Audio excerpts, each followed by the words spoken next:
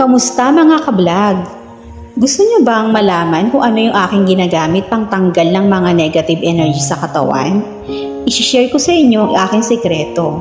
Una, kumuha kayo ng asin at kumuha kayo ng tubig. Buhusan nyo lang siya ng 1 kutsara or depende kung gaano kadami yung gusto niyo. At pagkatapos, kung maliligo na kayo, pwede nyo siyang gamitin pang scrub. Simulaan nyo sa balikat para lahat ng mabigat na pakiramdam, mabigat na negative energy ay ma-flush out kasama ng asin na yun. Pero wag nyong kalilimutang magdasal Pangalawa, lahat ng mga problema natin, tayo pa rin naman ang makakapag-solve nito.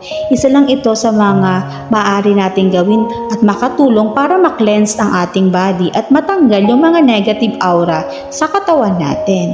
Ayun lang, depende pa rin yan sa ating faith mga kablog.